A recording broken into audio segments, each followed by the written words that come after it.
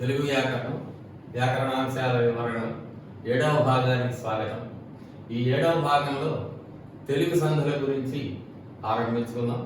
ఈ తెలుగు సంధులకు సంబంధించిన కొన్ని నిర్వచనాలని ముందుగా చూసుకుంటే మనకి సంధులు చెప్పుకోవడం కొంచెం తేలిక అవుతుంది. తెలుగు సంధులు సంధి సంధి అంటే మీకు ఇంతకుముందు చెప్పుకున్నాం, 2 అక్షరాలను అట్లా 2 అక్షరాలను కానీ 2 పదాలను కానీ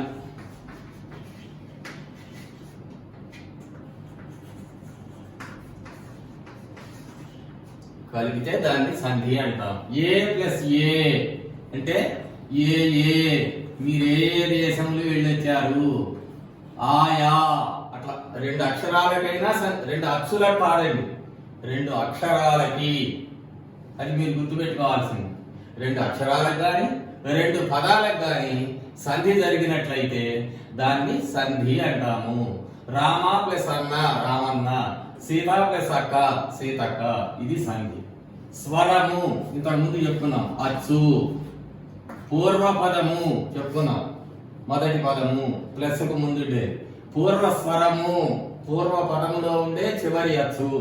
పరపదము తర్వాతి పదము అంటే 2వ పదము, 2వ పదంలో ఉన్న మొదటి అచ్చు పరస్వరము. పరపదము పరస్వరం, పూర్వపదము పూర్వస్వరం. ఇకపోతే ఇక్కడ మీరు ఇంపార్టెంట్ తెలుసుకోవాల్సినది ఆదేశము ఆగమము. ఆదేశము ఆగమము అంటే వీటితో మనకి బాగా మనం తెలుగు సంధుల్లో ఆదేశ సంధులు ఆగమ సంధులు అని చెప్పుకున్నాం కదా. అంటే అసలు ఆదేశం అంటే ఏంటి, ఆగమం అంటే ఏంటి మనకి తెలవాలి. మీరు ఉదాహరణకి ఒక సినిమా పోయినారు అనుకున్నాం కనుక, రోజుల్లో బెంచ్ సీట్లు ఉంటాయి, ఇప్పుడు బెంచ్ సీట్లు లేవు. ఫర్ సపోజ్ ఏ బస్ స్టాండ్లో బస్సులోనో రైల్లోనో కూర్చున్నప్పుడు అక్కడ 3 సీట్లో మీరు పోయి మధ్యలో ఇరుక్కొని కూర్చుంటారు, ఇదొక సిస్టమ్. అట్లాగే కుర్చీలు ఉంటాయి, కుర్చీలు ఉన్నప్పుడు మీరు కర్చీఫ్ వేసుకొని ఆ సినిమా చూడటానికి పోయినప్పుడు ఈ లోపల ఇంకా సినిమా బిగిన్ కాలేదు కదా అని బయటకు వెళ్తారు. అట్లాగే బస్ స్టాండ్ లో బస్సు బయలుదేరలేదు కదా, ఇంకాసేపు కింద కారు తీసుకుందాం అని బయలుదేరతారు. ఆ కుర్చీలో మీరు కర్చీఫ్ ఏదో ఒకటి పెట్టేస్తారు. కానీ ఈ లోపల ఇంకో పెద్ద ఆయన పోయి ఆ కర్చీఫ్ని అవతలికి దోసేసి మీ సీట్లో వాడు ఆక్రమిస్తాడు. ఈ 2 విషయాలు గుర్తుపెట్టుకోండి. ఒక 3 ఉన్న చోట మీరు పోయి మధ్యలో ఇరుక్కొని సినిమా చూశారు, లేకపోతే బస్సులో ప్రయాణం చేశారు. లేదు, రెండోది మీరు కూర్చున్నటువంటి, మీరు ముందుగా నిర్ణయించుకొని ఒక గుర్తు పెట్టుకొని వచ్చినటువంటి ఆ సీట్ ని ఇంకోళ్ళు ఎవరో ఆక్రమించారు. ఈ 2 విషయాలే ఆదేశము ఆగమము. ఎట్లాగో ఇప్పుడు చూద్దాం. ముందు ఆగమం చూద్దాం. ఇది 3 కూర్చునేటువంటి సీట్. మీరు ఏం చేశారు, సినిమా బిగిన్ అయిపోయిన తర్వాత లేకపోతే బస్సు బయలుదేరిన తర్వాత పోయి కాస్త బాబాబు నాకు ఎక్కడ చూడలేదని ఈ మధ్యలో ఇరుక్కొని కూర్చున్నారు. అంటే 3కి 1 2 3 అయితే ఇప్పుడు 4వ వాడు మధ్యలో వచ్చి చేరాడు. అర్థమైంది కదండి.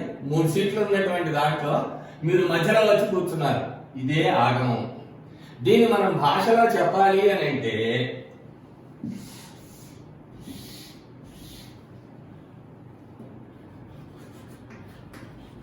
మేన అత్త 2 పదాలు ఉన్నాయి.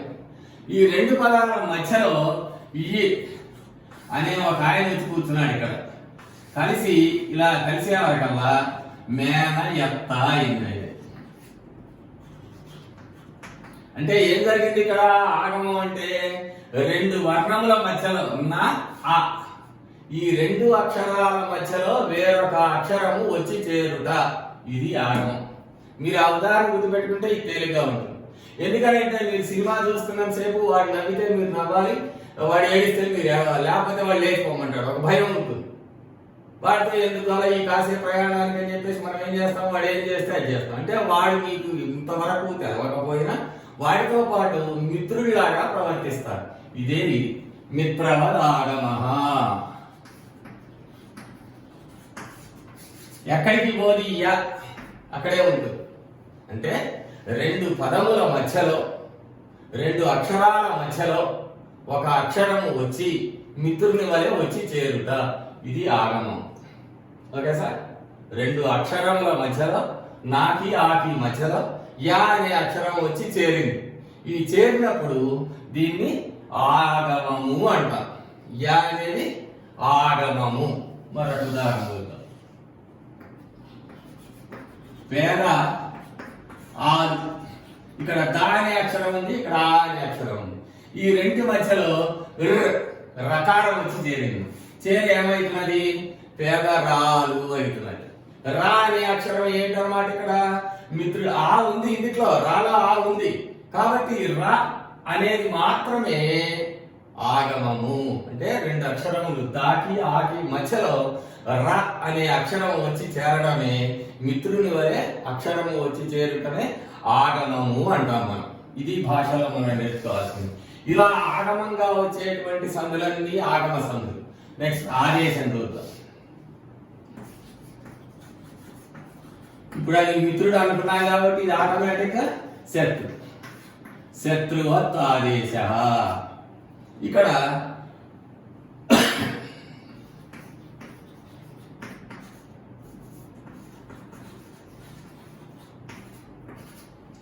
మీరు ఇందాక మీరు సీట్లో ఖర్చు చేసుకోబోయారు, ఇది మీ సీటు. కానీ మీరు అటు బయటికి పోయేసేవారికల్లా ఈ అక్షరాన్ని లేపేసి కొత్త అక్షరం వచ్చి చేరుతున్నది. ఏమైంది? కాయ గోరలు అయింది. అంటే రెండు అక్షరాల మధ్యలో మిత్రుల్లాగా వచ్చి చేరితేనేమో ఆగమం. ఉన్న అక్షరాన్ని పోగొట్టింది. ఇక్కడ కా అనే అక్షరం లేదు, ఇక ఎక్కడ కా పోయి గా వచ్చింది. కాబట్టి ఇదేమైంది? శత్రువులాగా. ఇక మీరు ఆ సినిమా హాల్లో ఆ బస్సులో ఉన్నంతసేపు వాడిని కొరకరగా చూస్తూ ఉంటారు. మీ పని సినిమా చూడటం మర్చిపోతారు. నా సీట్ వీడు గాజేసాడు అని కోపంగా చూస్తాం కదా, అదే శత్రుత్వం. ఇక్కడ కూడా అంతే. కానీ ఒరిజినల్ గా కూర ఒరిజినల్, కానీ దాని ఒరిజినల్ సీట్ ను పోగొట్టి గానే వాడు వచ్చి రౌడీలాగా సీట్ ఆక్యుపై చేశాడు. కాబట్టి వీడిని శత్రువులాగా చూస్తాం. అట్లాగే కాలు చేతులు, ఈ చా ప్లేస్ లో స్ చేరి కాలు చేతులు అయింది. కాబట్టి ఇలా కాను పోగొట్టి గా వచ్చింది, చాను పోగొట్టి సా వచ్చింది. అంటే ఉన్న అక్షరమును పోగొట్టి కొత్త అక్షరము వచ్చి చేరుటను ఆదేశము అంటాం. తేలిక అర్థమైంది కదా? ఆగమము అంటేనేమో మిత్రుని వలె సింపుల్ గా, ఇప్పుడు ఇదంతా విన్నారు కాబట్టి సింపుల్ గా ఆగమము. మిత్రుని వలె రెండు అక్షరముల మధ్యలో వేరొక అక్షరము వచ్చి చేరుట. ఉదాహరణకి మేన అత్త, మేనయత్త. ఆదేశం రెండు అక్షరములు ఉన్నప్పుడు ఉన్న అక్షరమును పోగొట్టి వేరొక అక్షరము వచ్చి చేరుట ఆదేశము. ఉదాహరణ కాయ కూరలు, కాయ గూరలు. కాలు చేతులు, కాలు చేతులు. తల్లి తండ్రిలు, తల్లిదండ్రులు. అదేనమాట. తల్లిదండ్రులు విడదీసినప్పుడు తల్లి ప్లస్ తండ్రులు అని విడదీయకూడదు. అందుకే నేను తల్లి తండ్రిలు అని విడదీశాను. తండ్రి ప్లస్ లు అన్నారు. సరే, అది వచ్చినప్పుడు చూసుకుందాం. నెక్స్ట్ ఆదేశము ఆగమము అయిపోయింది. నెక్స్ట్ అత్తు. ఇంతకుముందు మీకు చెప్పాను, అకారము అంటే ఆలు రెండు, అట్లాగే ఇకారం అంటే ఈలు రెండు, ఉకారం అంటే ఉప్పులు రెండు.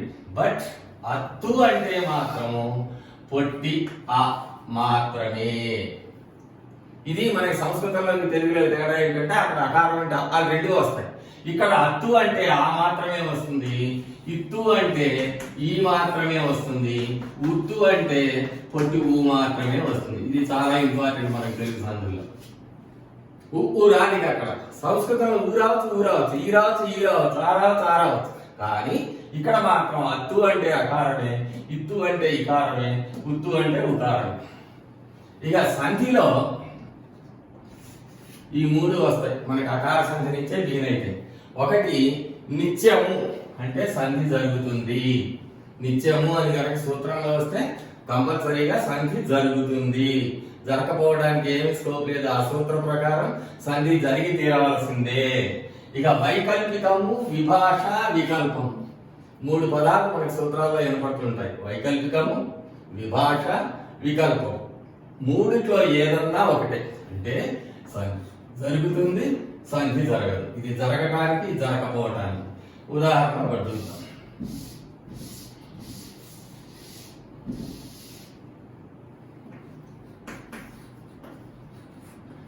పూచెంగలువలు అన్నాం అనుకోండి.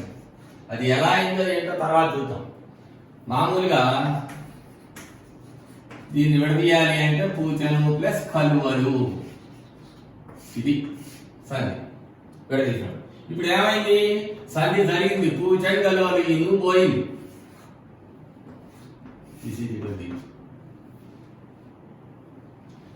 సంధి జరగకపోతే ఇది యాసిడ్ ఉంటుంది, ఈ గా ఉంటుంది. అది ఎలా ఉంటుందో మనం తర్వాత చూసుకుందాం. పూచను గలువలు, ఈ నువ్వు అట్లాగే ఉంది. దీన్ని వికల్పం అంటే సంధి జరుగుట, సంధి జరగకపోవుట. ఈ రెండు కనుక జరిగేదాన్ని వైకల్పికము, విభాష, వికల్పము ఏదైనా అనొచ్చు. ఏ పదమైనా ఒకటే అర్థం. నిత్యము అంటే కంపల్సరీగా సంధి జరుగుతుంది, వైకల్పికం అంటే సంధి జరుగుట, సంధి జరగకపోవుట. ఆ సూత్రంలో ఆ పదం వచ్చింది అంటే ఆ దానికి సంబంధించిన ఉదాహరణని మనం సాధించినప్పుడు ఇక్కడ నిత్యము అన్నప్పుడు ఒకటే ఆన్సర్ వస్తుంది, వైకల్పికం అన్నప్పుడు రెండు ఆన్సర్లు వస్తాయి, ఒకటి సంధి జరిగి ఒకటి సంధి జరగకుండా. ఇక ఇది బహుళం.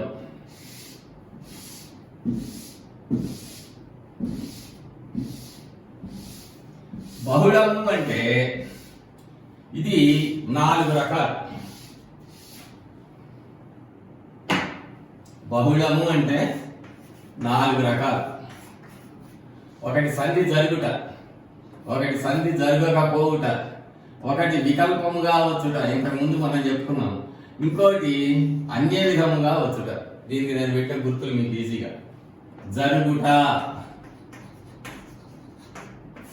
ఉదాహరణ రామయ్య సీతమ్మ.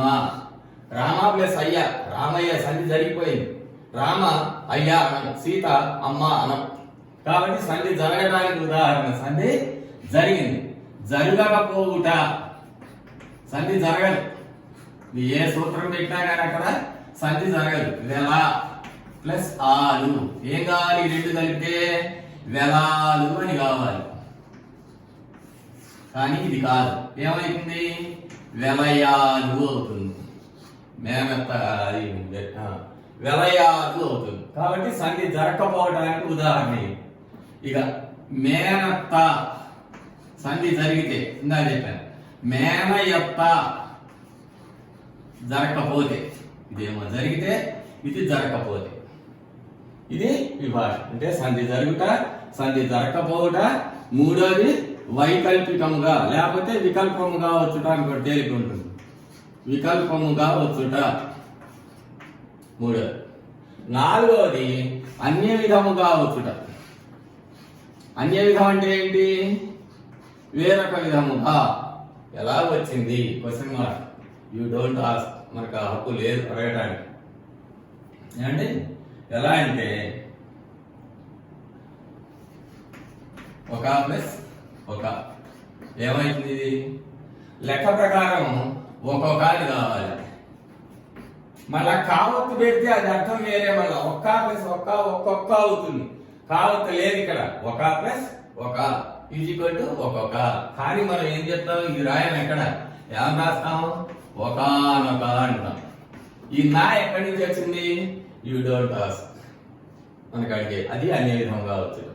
ఇది బహుళము అంటే ఎక్కడైనా సంధిలో బహుళము అని వస్తే ఇలా ఉంటుందన్నమాట. ఒకసారి సంధి జరుగుట, ఒకసారి సంధి జరగకపోవుట, ఒకసారి వికల్పముగా జరుగుట, ఒకసారి అన్య విధముగా వచ్చుట.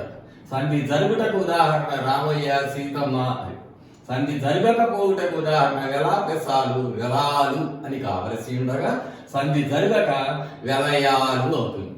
అట్లాగే వికల్పముగా వచ్చుట అంటే ఒకసారి సంధి జరుగుట, ఒకసారి సంధి జరగకపోవుట. సంధి జరిగితే మేనత్త, జరగకపోతే మేనయ్యత్త. అన్య విధముగా వచ్చుట నాలుగవది. దీనికి ఏ సూత్రము ఉండదు. వెనక మహానుభావులు నన్నయ్య గారి దగ్గర నుంచి ప్రయోగించారు కాబట్టి మనం వాటిని అట్లాగే సాధించుకుంటూ వచ్చేస్తున్నాం, వాడుకుంటూ వచ్చేస్తున్నాం. దానికి ఏ సూత్రాల చేత కొన్ని కొన్ని పదాలు సాధింపబడవు. అట్లాంటి వాటిని అంత మాత్రం చేత ఈ తప్పుడు పదాలు కావు. పెద్దలు ప్రయోగించినవన్నీ కూడా మనం గ్రహించవలసిందే. కాబట్టి ఆ జరగకపోవుట, అన్య విధంగా జరుగుటకు ఉదాహరణ ఒక ప్లస్ ఒక, ఒక్కొక్క, ఒకనొక. ఇవి తెలుగు సంధులకు సంబంధించినటువంటి నిర్వచనాలు. తర్వాత మనం ఇక సంధుల్లోకి పెట్టుకోవాలి. ఇప్పుడు అకార సంధిని చూద్దాం. అకార సంధి, దీన్నే అత్వ సంధి అని కూడా అంటారు. అత్తు అంటే మనం అనుకున్నాం కదా, అత్తు అంటే పొట్టి అ మాత్రమే. అత్తు అత్వ సంధి, అకార సంధి, ఏదైనా ఒకటే. దీనికి సూత్రం అత్తునకు సంధి బహుళము. అత్తునకు సంధి బహుళము అంటే ఏంటన్నమాట? అత్తు, అత్తు అంటే అ మాత్రమే. దీనికి ఏం పరం కావాలి? ఇది సూత్రంలో చెప్పలేదు అని అంటే అచ్చు పరమైతే అనుకోవాలి. ఎప్పుడైనా సరే సూత్రంలో ఏం పరమైతుందో చెప్పకపోతే అచ్చు అని అనుకోవాలి మనం. అయితే ఏమైతుంది? సంధి బహుళము. బహుళము అంటే ఇంతకుముందు మనం నిర్వచనాల్లో చెప్పుకున్నాం. అత్తునకు అచ్చు పరమైతే సంధి బహుళముగా జరుగుతుంది. రామ ప్లస్ అయ్య, మాలో ఏముంది? అత్తు ఉంది. ఇక్కడ ఏం పరమవుతున్నది? అచ్చు పరమవుతున్నది. ఈ రెంటికి సంధి జరిగితే రామయ్య. అట్లాగే బహుళము అంటే మనము 4 రకాలు అనుకున్నాం. సంధి జరుగుట, జరగకపోవుట, వికల్పము కావచ్చుట, అన్య విధము కావచ్చుట. అదే ఉదాహరణలు ఇక్కడ కూడా. ఇక్కడ మీరు తెలియగల వాళ్ళైతే మీకు ఒక అనుమానం రావాలి. రామ ప్లస్ అయ్య, రామయ్య. మాలో ఆ ఉంది కదా సార్, ఇక్కడ కూడా ఆ ఉంది కదా సార్. మరి ఆకు ఆపరమైతే దీర్ఘం వచ్చి రామాయ్య కావాలి. ఎందుకు కావడం లేదు? సౌందర్య సంధి కావాలి కదా. ఆకి ఆపరం అయితే సౌందర్యకం అవుతుంది, కానీ ఇక్కడ కావడం లేదు. ఎందుకని? ఇవి తెలుగు పదాలు. రామ సంస్కృతమే, కానీ అయ్యా అనే తెలుగు పదము కాబట్టి ఇక్కడ సౌందర్య సంధి జరగదు. అట్లాగే రామయ్య, సీతమ్మ, ఎంకన్న, పుల్లన్న ఇవన్నీ కూడా సంధి జరగడానికి ఉదాహరణ. కాబట్టి ఎవరైనా అడిగితే రామయ్య ఎందుకు కాదు అని అంటే ఇది తెలుగు పదం అండి, అందుకోసం అని ఇక్కడ దీర్ఘము రాదు. అకార సంధి జరిగి రామయ్య అవుతుంది, సీతమ్మ అవుతుంది, పుల్లమ్మ అవుతుంది అని చెప్పాలి. సంధి జరగకపోవుట, బహుళంలో జరుగుట. ఇది జరగకపోవుట. ఏమిటి దానికి ఉదాహరణ? వెల ప్లస్ ఆలు. సంధి జరిగితే ఏం కావాలి? వెలాలు అని కావాలి, కానీ కాదు. ఏమైతుంది? ఇక్కడ ఈ అనేది వచ్చి అది ఎలా వస్తుందో మనం తర్వాత సంధిలో చూసుకున్నాం. ఇక్కడ సంధి జరగక వెలయాలు. అట్లాగే మా ప్లస్ అమ్మ అని ఉంది అనుకోండి, మా అమ్మ కావాలి. మా అమ్మ ఈక్వల్ టు మై మదర్. మా ప్లస్ అమ్మ సంధి జరిగి మా అమ్మ అయింది అనుకోండి, అప్పుడు మదర్స్ మదర్, ఫాదర్స్ మదర్ అయిపోతుంది, అర్థమే మారిపోతుంది. కాబట్టి అక్కడ కూడా సంధి జరగదు. మా అమ్మ, మీ అమ్మ అనే ఉంటుంది. అది సంధి జరగకపోవటానికి ఉదాహరణ. ఇక మూడవది వికల్పము. దీనిలో మనం చెప్పుకున్నాం ఇంతకు ముందు. వికల్పము, విభాష, వైకల్పికము. ఇంతకు ముందు మనం బహుళం గురించి చెప్పుకున్నప్పుడు వికల్పము అనుకున్నాం మూడవది. దానికి ఉదాహరణ మేనత్త, మేనయత్త.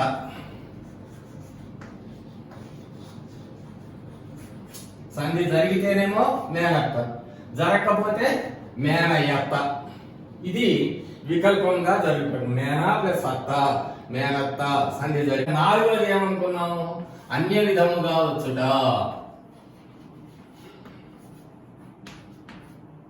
అంటే ఒక ప్లస్ ఒక.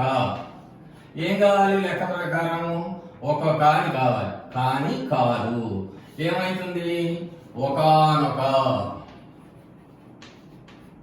అంటే ఈ నా అనేది ఎలా వచ్చింది అనేది మనకి తెలవదు, దానికి ఏ సూత్రము లేదు. ఇలా వచ్చిన దాన్ని అన్య విధముగా వచ్చుట అంటారు. సో అకార సంధి లేదా అత్వ సంధి. సూత్రం అత్తునకు సంధి బహుళము.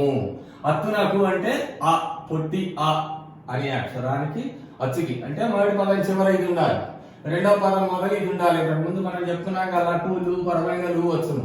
అదే ఇది సూత్రాన్ని మనం దీంతో అన్వయం చేసుకుంటే మొదటి పదం చివర అచ్చు ఉండాలి, దానికి మళ్ళా అచ్చుపరం కావాలి. ఇక్కడ ఆ అనేది ఉండాలి, దానికి అచ్చుపరం కావాలి. అచ్చుపరం అయితే సంధి ఏమైతుంది? బహుళం కావాలి. బహుళము అంటే ఒకసారి సంధి జరుగుట, ఒకసారి సంధి జరగకపోవుట, ఒకసారి వైకల్పికముగా వచ్చుట, మరొకసారి అన్య విధముగా వచ్చుట. సంధి జరుగుటకు ఉదాహరణ రామ ప్లస్ అయ్య రామయ్య, సీత ప్లస్ అమ్మ సీతమ్మ. సంధి జరగకపోవుటకు వెల ప్లస్ ఆలు వెలయాలు, మా ప్లస్ అమ్మ మాయమ్మ. వికల్పముగా వచ్చుటకు మేనత్త మేనయత్త. అన్ని విధముగా వచ్చుటకు ఒక ప్లస్ ఒక ఒక్కొక్క అని కాకుండా ఒకనొక అని అవుతుంది. ఇది అన్ని విధముగా వచ్చుట. దీన్నే అత్వసంధి అంటారు. ఇప్పుడు ఇకార సంధి ఇందాకట్లాగానే ఇకార లేదా ఇత్వ. ఇత్తు అంటే జి తెలుసు కదా. దీని సూత్రం ఏమ్యాదుల ఇత్తునకు సంధి వైకల్పికముగా నగును. ఏమ్యాదులు ఏమి ప్లస్ ఆదులు. ఆదులు అంటే మొదలైనవి. ఏమి మొదలైనవి. ఏమి అంటే ఏంటి? ఆ మొదలైనవి ఏమి, ఏది, ఏవి, మరి ఇట్లాంటివన్నీ కూడా ఏమ్యాదులు అంటాం. వీటిలో ఏముంది? మీలో ఈ ఉంది, దీలో ఈ ఉంది, వీలో ఈ ఉంది. ఇది ఇత్తు. వీటికి ఏం పరమవుతుందో చెప్పలేదు. అంటే అచ్చుపరమైతే అని అర్థం చేసుకోవాలి మనం. సూత్రంలో చెప్పకపోయినా ఏమ్యాదుల ఇత్తునకు అచ్చుపరమైతే ఇదిగో ఆ పరమైంది. ఏమైతుందట? సంధి వైకల్పికము. వైకల్పికము అంటే ఒకసారి సంధి జరుగుతుంది, ఒకసారి సంధి జరగదు. సంధి జరిగింది అనుకోండి ఏమంటివి. సంధి జరగలేదు అనుకోండి ఏమి అంటివి. ఇది మొదటి సూత్రం. ఇందులో 3 సూత్రాలు ఉంటాయి. ఏమ్యాదుల ఇత్తునకు సంధి వైకల్పికము. ఏ ఉదాహరణకు సంబంధించిన సూత్రం ఆ ఉదాహరణకే రాయాలి. ఒకదానికి రాయకూడదు. ఏమి ప్లస్ అంటివి, ఏమంటివి, ఏమి అంటివి. అట్లాగే ఏమ్యాదులు అంటే ఏమి, ఏది, ఏది, మరి. మరి ప్లస్ ఇచ్చాను, మరి ఇచ్చాను, మరి ఇచ్చాను, ఇలా అన్నమాట. ఇక రెండో సూత్రం త్వార్థం పైన ఇత్తునకు సంధి లేదు. సంధి జరగదు అన్నమాట. లేదు అంటే అర్థం సంధి లేదు. మరి త్వార్థం అంటే ఏంటి? మనం ఇంతకు ముందు భాగాల్లో చెప్పుకున్నాం. త్వా అంటే ఇకారము అంతమందున్న అసమాపక క్రియ. వచ్చి, తిని, చదివి, వెళ్ళి ఇవన్నీ కూడా త్వార్థములు, త్వార్థకములు లేదా త్వార్థములు. ఈ త్వార్థం పైన ఇత్తునకు ఇదిగో దీనికి కూడా ఏ పరమైతుందో చెప్పలేదు. పరంగా ఏం చెప్పలేదంటే అచ్చపరమైతుందని అర్థం. ఇది అచ్చపరమైంది. అయితే సంధి జరిగితే ఏం కావాలి? వచ్చిచ్చాను అని కావాలి. కానీ ఇది తప్పు. ఇలా రాయకూడదు. ఎలా రాయాలి? సూత్రం ప్రకారం వచ్చి ఇచ్చాను. త్వార్థం పైన ఇత్తునకు సంధి లేదు. త్వార్థము అంటే ఇకారము అంతమందున్న అసమాపక క్రియ. వచ్చి, తిని, వెళ్ళి, చదివి ఇట్లాంటివన్నీ. దీనికి అచ్చుపరమైనప్పుడు సంధి లేదు అంటే సంధి జరగదు. వచ్చి ప్లస్ ఇచ్చాను, వచ్చిచ్చాను అని కావలసి ఉండగా ఈ సూత్రం ప్రకారం సంధి జరగకుండా వచ్చి ఇచ్చాను అని అవుతుంది. ఈ వచ్చి ఇచ్చాను అని మనం విడదీయాల్సి వచ్చినప్పుడు ఈ సూత్రమే రాయాలి. ఈ సూత్రం రాయకూడదు. ఏమంటివి అన్నప్పుడు దీన్ని సూత్రం రాయాల్సి వస్తే ఏమ్యాదుల ఇత్తు రాయాలి కానీ త్వార్థం పైన ఇత్తు రాయాలి. ఇక మూడవది మధ్యమ పురుష క్రియల యందు ఇత్తునకు సంధి అగును. అంటే నిత్యం డెఫినెట్ గా అవుతుంది. ఉదాహరణ మధ్యమ పురుష అంటే ఏమిటి? తను తానుత్తమా ఎదుట మధ్యమా అనుకున్నా. ఎదుట వారిని గురించినప్పుడు మాట్లాడుకునేటప్పుడు ఆ పదాలకు వచ్చే క్రియలే మధ్యమ పురుష క్రియలు. అవి మధ్యమ పురుష క్రియలు ఏంటంటే వండితివి అంటే ఎదట వాళ్ళని గురించి నీవు వండితివి అంటాం. నీవు వండేను అనం కదా. అట్లా వచ్చినప్పుడు దానికి అచ్చుపరమైతే సంధి డెఫినెట్ గా జరుగుతుంది. అప్పుడు ఏమైతుందన్నమాట? వండితి వపుడు. వండితివి ఎప్పుడు, వండితివినప్పుడు అని అనకూడదు ఇక్కడ. ఈ సూత్రం ప్రకారం ఇది మధ్యమ పురుష క్రియ కనుక దీనికి అచ్చుపరమైతున్నది కనుక సంధి జరుగుతుంది కనుక వండితివి ప్లస్ అప్పుడు ఈజీక్వల్ వండితివి అప్పుడు. మరొకసారి చూద్దాం. ఇత్వ సంధి లేదా ఇకార సంధి. ఏమ్యాదుల ఇత్తునకు సంధి వైకల్పికముగా అనగును. ఏమి ఆదులు అంటే ఏమి, ఏది, ఏవి మరి మొదలైనటువంటివి. వీటికి అచ్చుపరమయ్యేటప్పుడు సంధి వైకల్పికము. ఒకసారి సంధి జరుగుతుంది, ఒకసారి జరగదు. వైకల్పికము అంటే ఉదాహరణ రాసిన తర్వాత సంధి రూపాలు రెండు ఉండాలి. ఏమి ప్లస్ అంటివి, ఏమంటివి సంధి జరిగితే, జరగకపోతే ఏమి అంటివి. రెండవ సూత్రం. త్వార్థం వైన ఇత్తునకు సంధి లేదు. త్వార్థము అంటే ఇకారము అంతమందున్న అసమాపక క్రియ. అందుట్లో ఉన్నటువంటి ఇత్తునకు పొట్టి అన్నమాట. వచ్చి, తిని, చదివి, వెళ్ళి ఇవన్నీ కూడా త్వార్థము. వచ్చి ప్లస్ ఇచ్చను. ఈ సూత్రం ప్రకారం సంధి లేదు అంటున్నారు, అంటే జరగదు కాబట్టి వచ్చి ఇచ్చాను అని కాకుండా వచ్చి ఇచ్చాను, వచ్చి ప్లస్ ఇచ్చాను, వచ్చి ఇచ్చాను. మూడవది మధ్యమ పురుష క్రియల యందు ఇత్తునకు సంధి అగును. మధ్యమ పురుష అంటే రెండవ వారి గురించి తెలిపేటువంటిది. అలాంటి పదాలు వచ్చినప్పుడు వాటికి అచ్చుపరమైతే తప్పనిసరిగా సంధి జరుగుతుంది. వండితివి ప్లస్ అప్పుడు, వండితివప్పుడు. ఇది ఇత్వ సంధి లేదా ఇకార సంధి. ఇప్పుడు ఉకార సంధి మళ్ళీ సేమ్ యాజ్ ఉత్వ సంధి. ఉకార సంధి కానీ ఉత్వ సంధి కానీ ఏదైనా అనొచ్చు. ఉత్తు అంటే పొట్టి ఊ మాత్రమే. దీంట్లో మొదటి సూత్రం. ఉత్తునకు అచ్చు పరమగునప్పుడు సంధి నిత్యము. మొదటి అక్షరం మొదటి మాట చివరి ఏముండాలి, ఊ ఉండాలి, పొట్టి ఊ ఉండాలి. దానికి ఏం పరం కావాలి, అచ్చు పరం కావాలి. పరమైతే ఏమవుతుంది, సంధి నిత్యము. అంటే సంధి డెఫినెట్ గా జరుగుతుంది. జరగకపోవటం, వికల్పం పోవడం ఏమీ లేదు. ఉకార సంధి మాత్రం మొదటి సూత్రం బాగా గుర్తుపెట్టుకోండి, కంపల్సరీగా సంధి జరుగుతుంది. సింపుల్ సూత్రం కూడా. ఉత్తునకు అచ్చుపరమగునప్పుడు సంధి నిత్యము. ఇదిగో ఊ, రాముడులో ఊ ఉంది, అతడు ఆ పరమై ఏమైతుంది సంధి జరిగితే, రాముడు అతడు. రాముడు అతడు అని కాదు, రాముడు అతడు. అట్లాగే వారు ఏగిరి, వారేగిరి. సంధి డెఫినెట్ గా జరిగి తీరవలసిందే. ఉత్తు గనక ఉంది, దానికి అచ్చుపరమైతే సంధి తప్పనిసరిగా జరుగుతుంది. ఇది ఉకార సంధిలో మొదటి సూత్రం. ఇక రెండవ సూత్రం. ప్రథమేతర విభక్తి శత్రర్థక సువర్ణములయందున్న ఉకారమునకు సంధి వైకల్పికము. వైకల్పికము అంటే రెండు రూపాలు వస్తాయి. ఒకసారి సంధి జరుగుతుంది, ఒకసారి సంధి జరుగుతుంది. ఇకపోతే ప్రథమేతర విభక్తి అంటే ఏమిటి? ప్రథమ ప్లస్ ఇతర. ప్రథమేతర అంటే ప్రథమ కాకుండా. ఏమిటవి? విభక్తులు. డూములు ప్రథమ విభక్తులు మనం చదువుతున్నాం కదా, ఆ డూములు కాకుండా నిన్నులను గురించి ద్వితీయ విభక్తి దగ్గర నుంచి చివరి దాకా ఆ ఉన్న విభక్తి ప్రత్యయాల్లో ఎక్కడైనా ఉకారం ఉంటే, అంటే ఏంటన్నమాట ఇక్కడ ప్రథమేతర విభక్తి ప్రత్యయాలు అన్నిట్లో ఊ ఉండాలి. రెండోది శత్రార్థకం. దీనికి గనక ఈ ఉకారం ఉంది కదా, ఈ రెంటిలో ఉకారం ఉండాలి కంపల్సరీగా. అచ్చుపరం అయితే సంధి వికల్పముగా వస్తుంది. ఇది సూత్రం. శత్రార్థకం అంటే ఏమిటి?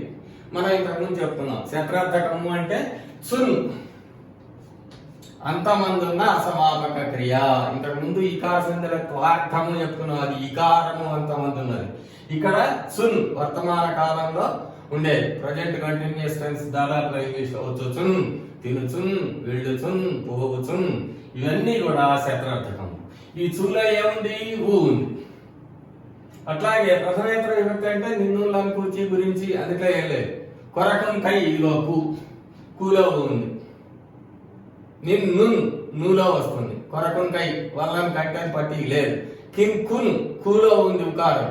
అట్లా చూసుకోవాలి మనం. ప్రథమేతర విభక్తిలో ద్వితీయ విభక్తి దగ్గర నుంచి సప్తమిలో సంబోధనగా ఉండదు. ఓవోయి ఓరి వసి గారు సప్తమి వరకు, ద్వితీయ దగ్గర నుంచి సప్తమి వరకు అందున్ మన్, అందున్, అందున్ ప్లస్ ఉంటివి, అందుంటివి, అందునుంటివి, అలా అన్నమాట. ఇక్కడ ప్రథమేతర విభక్తి ఇదిగో ఉంది. శత్రార్థక సువర్ణము ఉంది. వీటిల్లో ఉకారం ఉంది. దీనికి అచ్చుపరం అవుతున్నది. అయితే సంధి ఏమని కావాలి? సంధి జరిగింది అనుకోండి, ముందెప్పుడు జరిగింది రాసుకోవాలి. జరిగితే వచ్చుచుండెను, జరగకపోతే వచ్చుచునుండెను. అదే అన్నమాట. అట్లాగే ఇది కూడా నా కొరకిచ్చెను సంధి జరిగితే, జరగకపోతే కొరకునిచ్చెను. నా కొరకునిచ్చెను, నా కొరకిచ్చెను, నా కొరకునిచ్చెను. అట్లా రెండు రూపాలు వస్తాయి అన్నమాట వికల్పము అంటే. ఈ ఉకార సంధిలో రెండు సూత్రాలు. ఒకటి, ఉత్తునకు అచ్చుపరమగినప్పుడు సంచరించాము. ప్రథమ పదంలో అంటే పూర్వపదం చివరిలో కనుక ఉత్తున్నట్లయితే, పరపదం మొదట్లో అచ్చు కనుక పరమైతే సంధి తప్పనిసరిగా జరుగుతుంది. రాముడు ప్లస్ అతడు, రాముడతడు, వారు ఏగిరి, వారేగిరి. రెండవ సూత్రం, ప్రథమేతర విభక్తి శత్రర్థక సువర్ణముల యందున్న ఉకారమునకు సంధి వైకల్పికముగా గను. ప్రథమేతర విభక్తి అనగా ప్రథమా విభక్తి కాకుండా మిగతా విభక్తులలో, విభక్తి ప్రత్యయాలలో శత్రార్థక సువర్ణం, శత్రార్థకం అంటే చున్న అంతమంది ఉన్నటువంటి అసమాపక క్రియల్లో వాటిల్లో ఉన్నటువంటి ఉకారమునకు, ఇది కొరకు చతుర్థి విభక్తి అంటే ప్రథమా విభక్తి కానిది ప్రథమేతర విభక్తి, వీటిల్లో ఉన్న ఉకారమునకు అచ్చుపరమైతే సంధి వికల్పముగా వచ్చును. అంటే ఒకసారి సంధి జరుగును, ఒకసారి సంధి జరగకుండా ఉంటుంది.